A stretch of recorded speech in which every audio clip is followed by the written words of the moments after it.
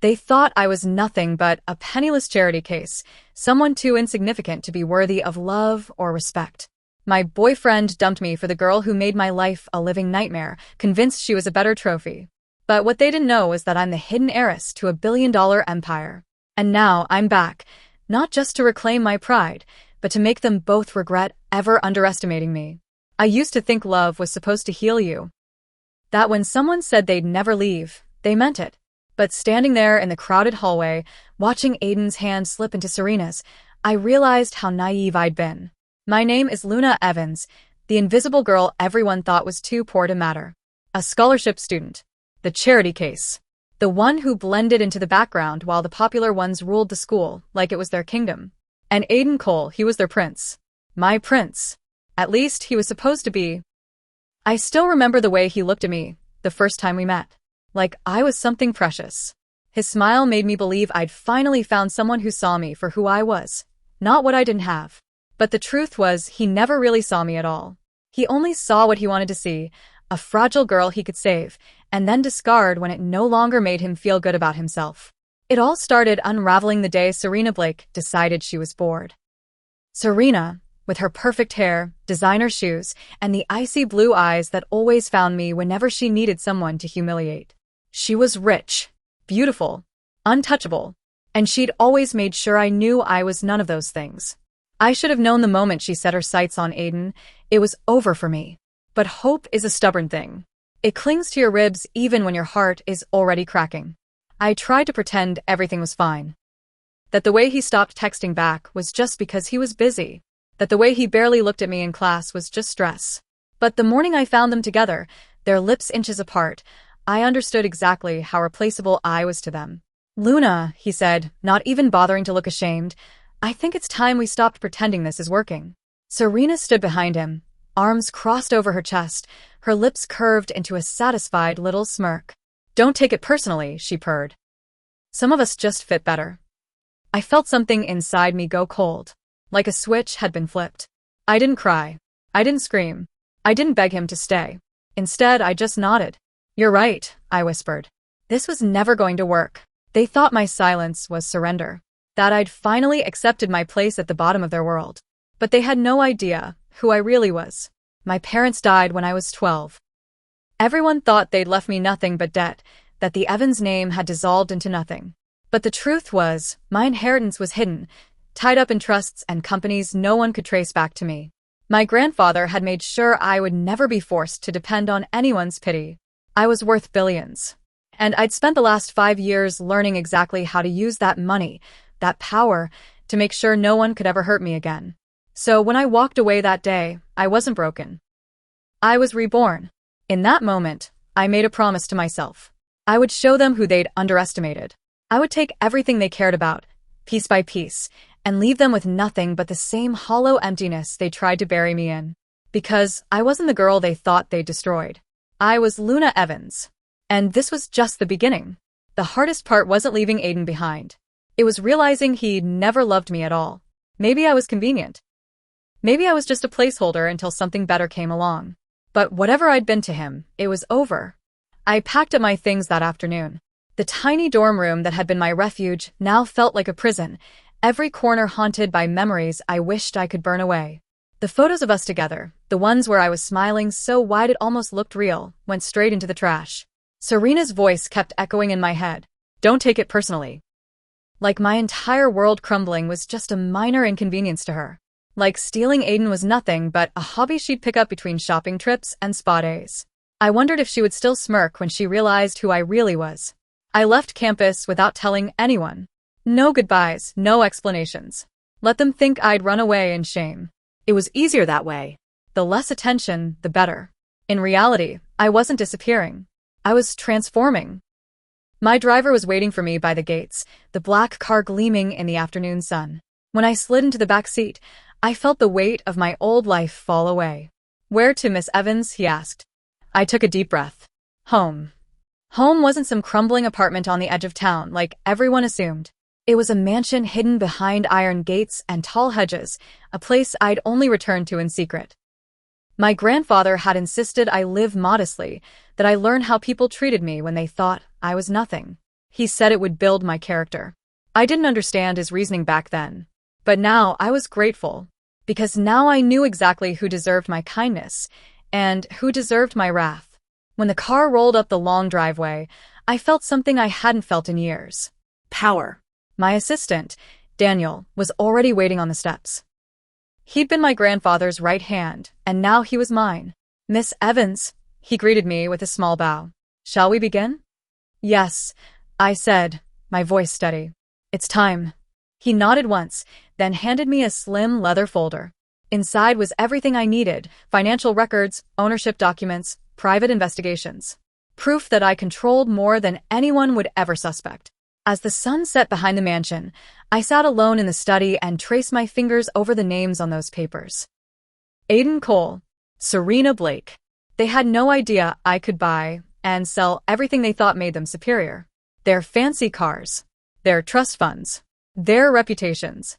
I didn't want to ruin them impulsively. No, that would be too kind. They deserved to feel what I'd felt: doubt, fear, humiliation. I decided to start with Serena. She was the root of all of this. Aiden had been weak, but Serena was the one who'd twisted the knife. She deserved to be first. Daniel, I called softly. He appeared in the doorway without a sound. Yes, miss? I want you to gather everything we have on the Blake family's finances. Every vulnerability. Every secret. Of course. And find out which companies supply her father's businesses. Which ones we already own shares in. I don't care if it takes all night. His eyes gleamed with quiet respect. Consider it done. I waited until he left, then leaned back in the leather chair. My heart should have been heavy with grief. Instead, it felt light, almost free. I had spent so long trying to be good, trying to be small, unthreatening, agreeable, because I thought that was the only way anyone would ever love me. But love built on pity isn't love at all. And I was done begging for scraps of affection from people who would never value me. By the time the first stars appeared in the sky, I had made a plan. It was ruthless, precise, and absolutely necessary. If they wanted a villain, I would become one. Because I'd rather be hated for my strength than pitied for my weakness. And when I was done, they would never forget the name Luna Evans. The next morning dawned clear and bright, a cruel contrast to the storm brewing in my chest.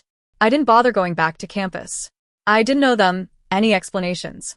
They'd all picked their sides the second Serena started her whisper campaign, painting me as the desperate poor girl clinging to a boy who never really loved her. Let them believe I was gone for good. It would make my return all the more satisfying. By noon, Daniel had assembled everything I asked for. A thick dossier with tabs marking every vulnerability in the Blake family's empire. Fraudulent loans hidden behind shell companies. Blackmail payouts made to keep certain scandals out of the press. Tax evasion schemes that would ruin them if exposed. I sat in my study and read every page, a cold calm settling into my bones. For years, Serena had acted like she was untouchable, like money made her superior. But all her money was borrowed power, power that could be ripped away. When I finished, I closed the folder and folded my hands in my lap. My reflection in the dark window startled me. My eyes were hard, unrecognizable, but I didn't look away. I was done being the girl they expected me to be. Daniel, I called. He stepped in immediately, as if he'd been waiting just outside the door. Yes, miss? Start buying controlling shares in her father's suppliers. Quietly. I don't want any leaks yet. Understood. And contact Grayson Pierce. Tell him I'm ready to discuss the partnership. Daniel's brows lifted the tiniest fraction. Grayson was a legend in the business world, a ruthless billionaire with a reputation that made even my grandfather respect him. I'd never met him personally, but we'd corresponded through lawyers. He'd been waiting for years to partner with me, and now I was finally ready. I'll arrange a meeting, Daniel said. After he left, I allowed myself a single, steadying breath. My chest felt tight, but not with grief this time. Anticipation was coiling there, dark and electric. I wasn't naive enough to think this would be simple. The Blakes had influence. Serena was beloved by people who didn't know the real her. Aiden still had that easy charm that fooled everyone. But they'd underestimated me. They always had. I spent the rest of the day preparing. I had my lawyer's draft letters of intent. I called in favors from the old money circles my family had belonged to.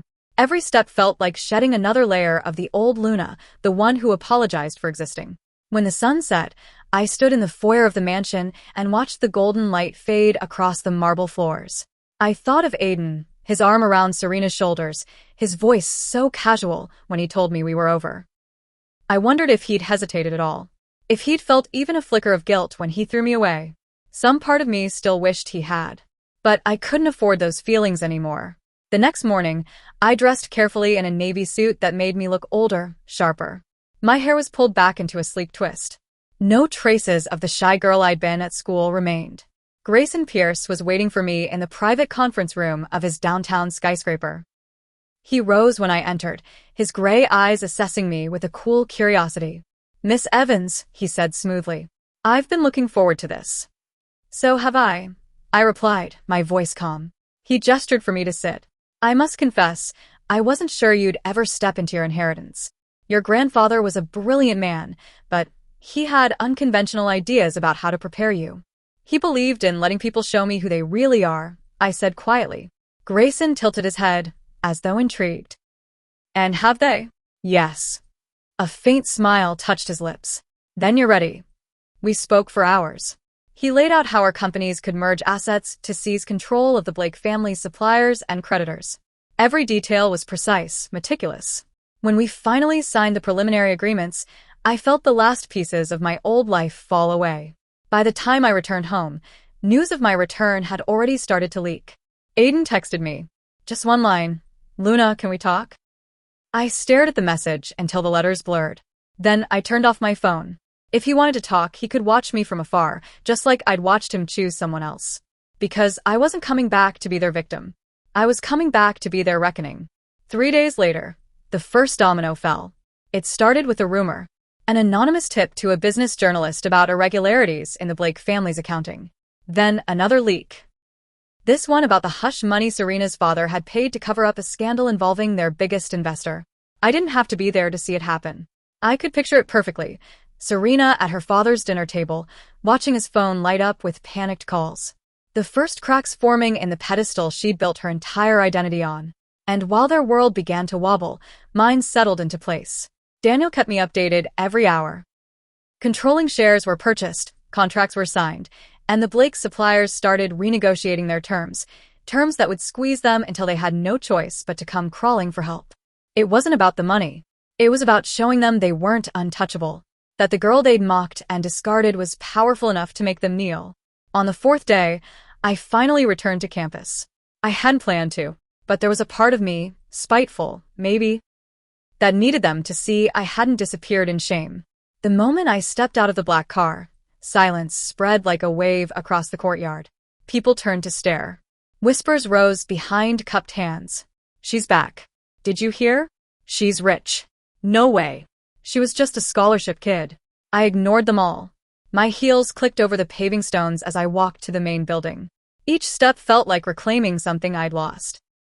When I pushed open the door to the economics classroom, every head turned. Aiden was there, sitting beside Serena. His hand dropped from hers when he saw me. For a moment, nobody spoke. Then Serena laughed. "Look who finally crawled back." Her voice was brittle, her smile too bright. She was trying to act like nothing had changed, but the shadows under her eyes told me everything. I tilted my head, studying her. "Careful, Serena.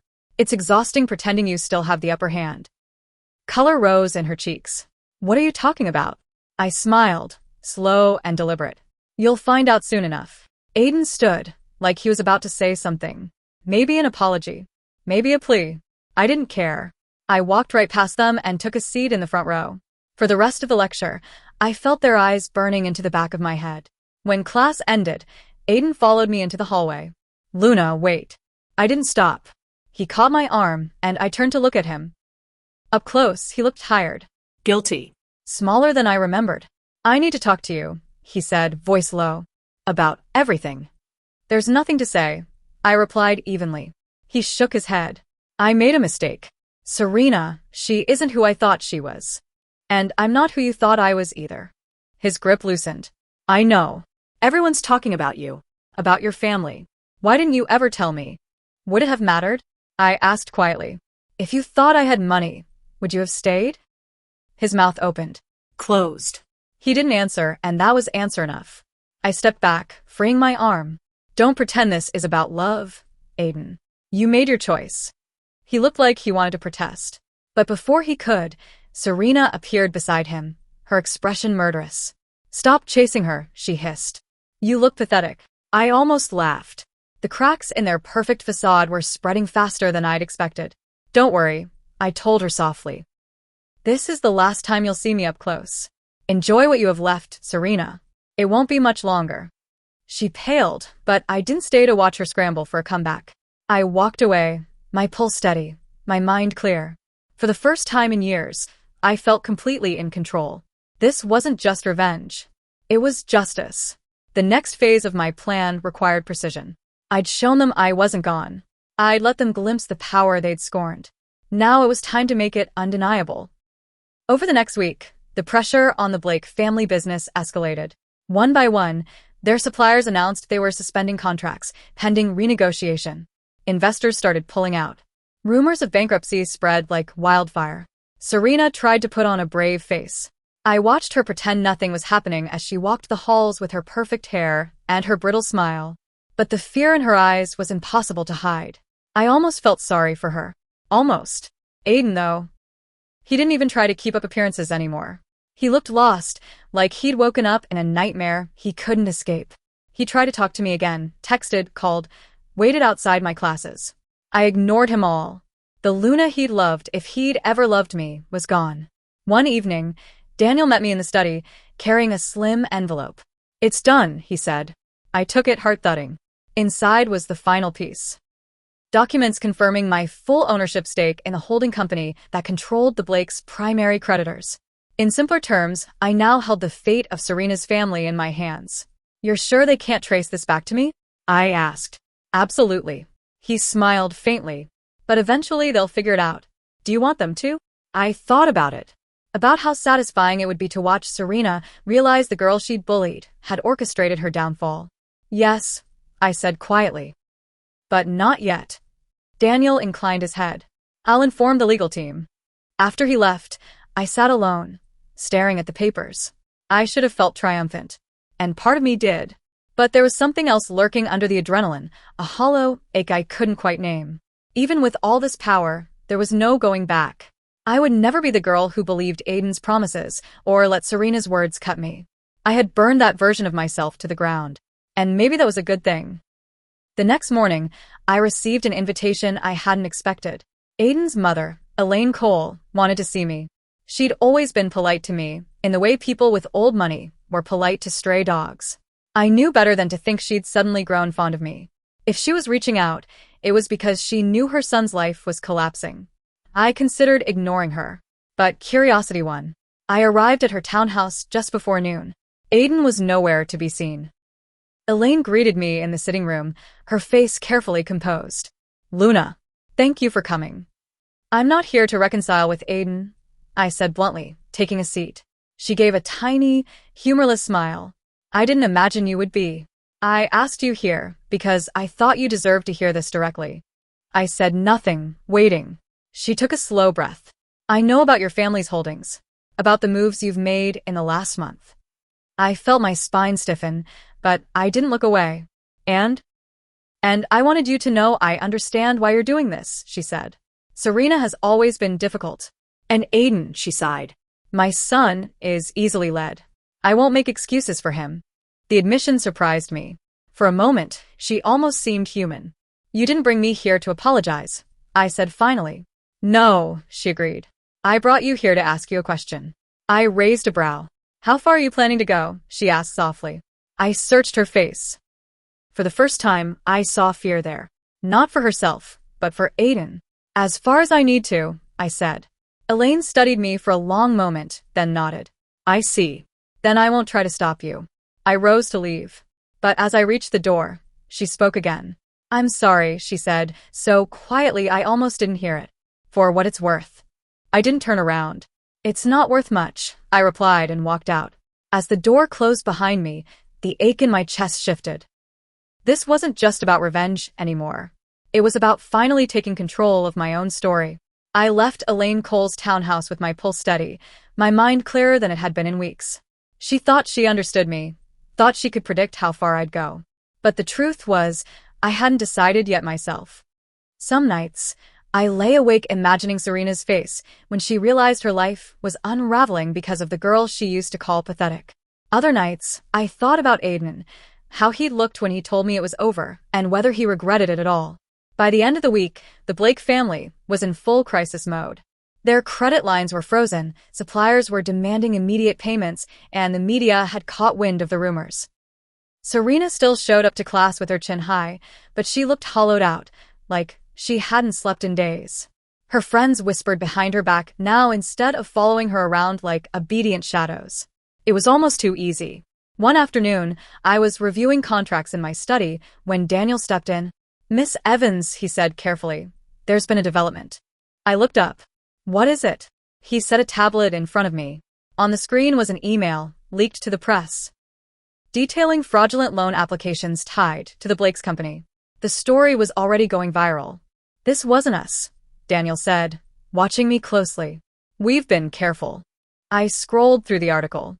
The details were too precise, too damning. Someone else had decided to join the feeding frenzy. A strange calm settled over me. I hadn't planned to ruin them this quickly.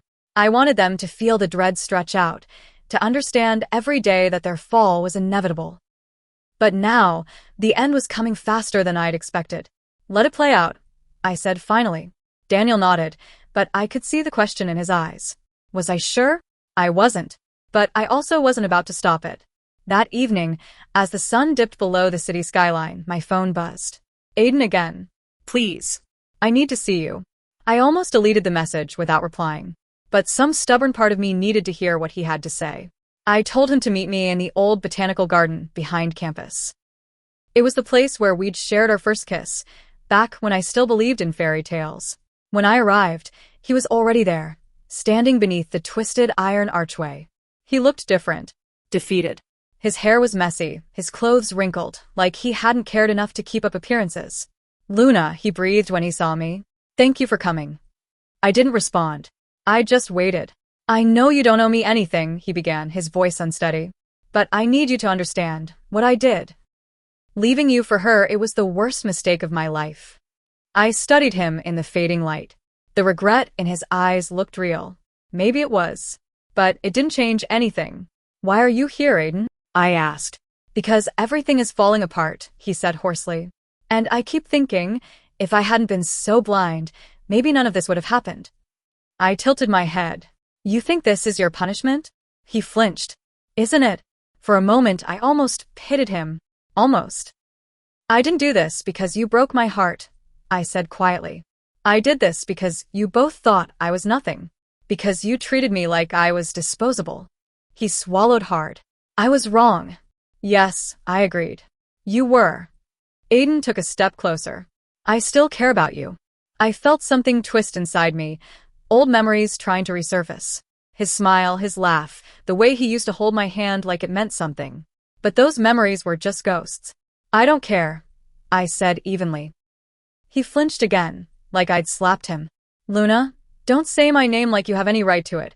I cut in, my voice cold. He dropped his gaze to the gravel path. For a moment, the only sound was the rustle of leaves overhead. Finally, he looked up, eyes rimmed with red. "What happens now?" I turned to leave. "Now," I said softly over my shoulder, "you get to learn what it feels like to lose everything you took for granted." I didn't look back. As I walked away, the ache in my chest finally started to fade. This was what freedom felt like. The next morning, the news exploded. Every major outlet was reporting the Blake family's collapse. Their assets were frozen, their creditors circling like vultures. Serena's father was under investigation for fraud and tax evasion. And Serena, once the queen of the school, was nowhere to be seen. I watched the coverage from my study, the volume low. I didn't feel triumph the way I thought I would. Just a quiet inevitability, like a storm finally breaking after years of oppressive heat. This was always going to be the ending. They had built their lives on borrowed power and hollow cruelty. It only took the smallest push to make it crumble. By noon, I received a call from an unfamiliar number. I let it go to voicemail. Serena's voice trembled through the speaker.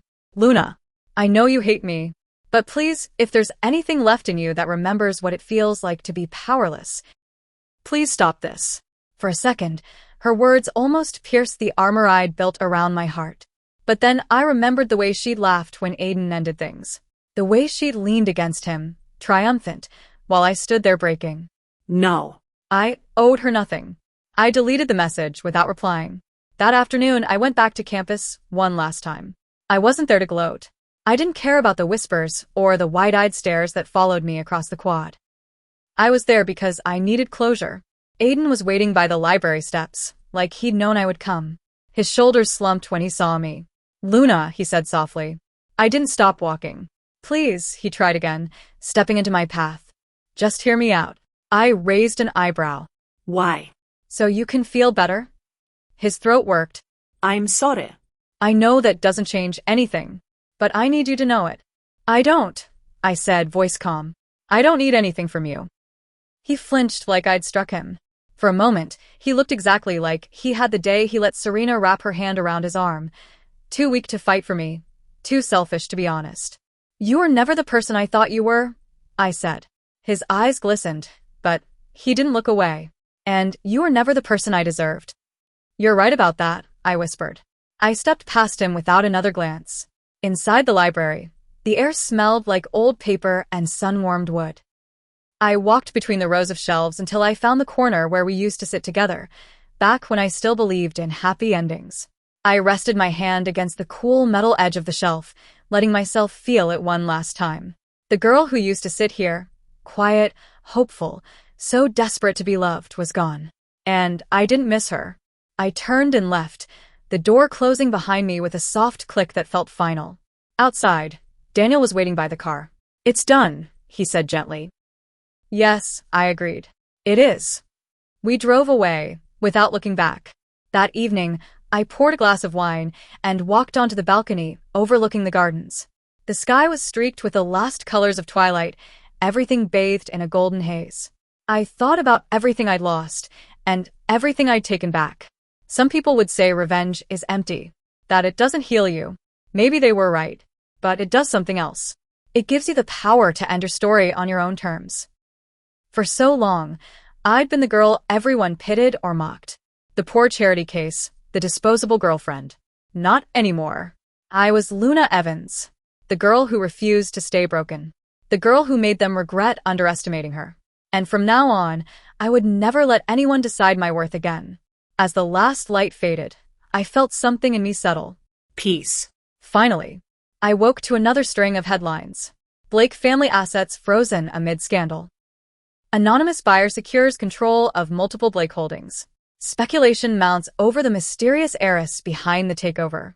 I sipped my coffee slowly, watching Serena's face splashed across the morning news. She looked hollow, her eyes rimmed with red. The reporter said she hadn't been seen in public in days. Good. I had no intention of stopping. By the time I arrived at my downtown office, a sleek glass tower no one at school even knew I owned, Daniel was waiting with fresh reports. 2 more suppliers have terminated contracts with the Blakes, he said, laying out the documents.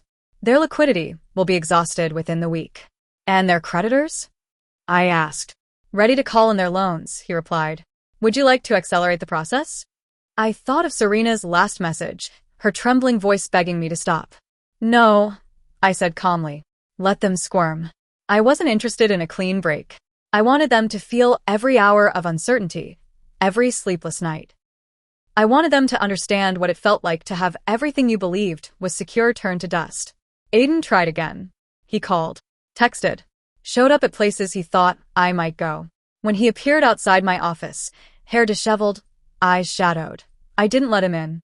I watched him from behind the tinted glass as security turned him away.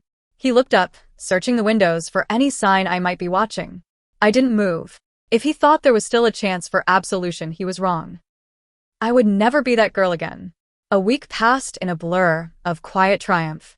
Every day, I received new reports of Serena's empire unraveling. The house she'd bragged about was up for sale. The cars repossessed. The accounts frozen. I watched from a distance, never once stepping into the spotlight. I didn't need the world to know I was the architect of her downfall. It was enough that she knew. And she did. Late one evening, as the city glowed below my penthouse balcony, a message arrived. Luna. Please. My family is ruined. I'm ruined. I don't know how to fix this. I read it twice, waiting for the flicker of guilt. But all I felt was a quiet certainty. I wasn't doing this to be cruel. I wasn't doing it to become her. I was doing it because people like Serena believed no one could ever hold them accountable. Because Aiden thought he could discard me, and I would simply fade away. They were wrong. Daniel appeared behind me, holding a tablet. Miss Evans. The Blake properties are entering foreclosure. The auction will begin in 3 weeks. I nodded slowly. And the staff. He blinked, surprised. Ma'am. The employees, I clarified. The ones who will lose everything because of her father's greed. Make sure they're offered positions. Discreetly. A small smile tugged at the corner of his mouth. Understood. I wasn't Serena. I wouldn't destroy lives to feed my ego. But I also wasn't going to pretend this wasn't necessary. That night, I lay in bed with the curtains drawn back, so I could see the city. I thought of Aiden. How easy it had been for him to choose Serena when he thought she could give him a future I never would. How he looked at me like I was an obligation he'd finally outgrown. He still called, still left messages I never returned. Sometimes I wondered if he truly regretted it. If he lay awake at night and saw my face in the dark, wishing he'd fought for me instead of surrendering to his weakness. But the truth was, it didn't matter. His guilt wouldn't rebuild what he'd broken. And I had no desire to be anyone's regret. A few days later, I went back to campus for the final time. Not to gloat, not to prove anything, but because I needed to stand there and feel, once and for all, that I had outgrown this place. The courtyard was quiet when I stepped out of the car. A few students looked up, their eyes wide. No one dared approach. It was almost funny how quickly people changed their tune when they thought you had power. I walked to the old fountain where Aiden had first told me he loved me. The memory no longer felt sharp, just faded, like a story I'd once read and half forgotten. I stood there a long while, the wind tugging strands of hair loose from my braid. And then, as though summoned by the memory itself, Aiden appeared. He looked tired. His clothes were wrinkled, his hair unwashed. He moved like someone carrying too many regrets. Luna, he said, voice hoarse. I didn't speak. I've been trying to find you, he continued, desperation creeping in. I need you to hear me. There's nothing left to hear, I replied quietly. He flinched, but stepped closer. I was a coward. I let her convince me you weren't enough, that I needed something easier. And did you? I asked, lifting my chin. Did you find it easier? He swallowed hard. No. I lost everything. And I deserved to. I studied him, searching for the boy I'd once loved. But all I saw was a man who had finally learned what it meant to have no one to hide behind. I'm not angry anymore, I said. But I'm also not yours to apologize to. He opened his mouth, then closed it again. His eyes filled with tears. I didn't pity him, but I didn't hate him either. I hope you find a way to become someone you can respect, I said softly. Then I turned and walked away. My heart didn't feel heavy. It felt clear. This was closure, not forgiveness, not absolution. Just the end. The sun was setting by the time I returned to my car. As Daniel opened the door, he didn't ask if I was all right. He knew me well enough to understand that I was. I wasn't broken anymore. We drove in silence back to the city, the buildings slowly giving way to glass towers and neon lights. A different world. My world now. When we pulled up to the penthouse, I felt something I hadn't expected, relief. It was over. Serena had stopped trying to contact me after her last message. I knew she was still out there, stewing in her ruin, searching for someone else to blame. That was her way. She had spent her whole life believing she was invincible, and now she was just another cautionary tale in the business pages. Aiden would spend years trying to rebuild. And me? I had no interest in looking back. That night, I stood on the balcony, with the city spread out below me. The air was cool and smelled faintly of rain. When I closed my eyes, I didn't see Aiden's face anymore. I didn't hear Serena's laugh. I saw my grandfather study. The way he'd looked at me when he told me that sometimes survival meant learning to be underestimated. I hadn't understood it then, but I did now. Being underestimated had been my greatest advantage. It had given me time to grow into someone no one saw coming. Someone who could reclaim her own story. I thought about everything I had sacrificed to get here. My naivety, my illusions, my old heart that had been so willing to love anyone who showed it kindness. And for the first time, I didn't feel sadness for losing those things. They had been necessary losses. I turned back into the penthouse, letting the glass door slide shut behind me. Daniel was waiting in the foyer. He carried a folder, my next venture, the next set of investments that would keep me busy now that this chapter was closed. But I raised a hand to stop him. "Not tonight," I said quietly. He nodded, understanding. In the bedroom, I peeled off the suit I'd worn like armor for months. I stood in front of the mirror, studying the woman I'd become. Strong. Calm. Untouched by anyone's expectations but my own. I thought of the girl I'd been on that first day of school. The girl clutching a second-hand backpack, heart racing because Aiden Cole had smiled at her. I closed my eyes. Goodbye. I slipped into softer clothes. A simple black dress that felt more like myself than anything else I owned.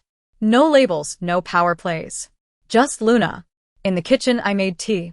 As the kettle hissed, I checked my phone. Dozens of unread messages. None of them mattered anymore. I silenced the notifications and set it aside. When the tea was ready, I carried the cup to the balcony again. The sky had darkened fully now, the city pulsing with lights. 1,000 stories were unfolding in those towers. People falling in and out of love, betraying and forgiving each other, believing that power and affection were the same thing. But I knew better. I took a slow sip, feeling the warmth fill me. I would love again someday, but not from desperation. Not because I needed someone to prove my worth. I had proven it to myself. That was enough. It would always be enough. And as long as I remembered who I was, who I had always been beneath their judgments, no one could ever make me feel small again. I looked out over the city, the wind lifting my hair from my shoulders. Let them wonder where I'd gone. Let them whisper about the girl who disappeared and came back stronger than anyone expected. I didn't need to tell them my story. I had already lived it. And now, finally, I was ready to write the next one, on my own terms.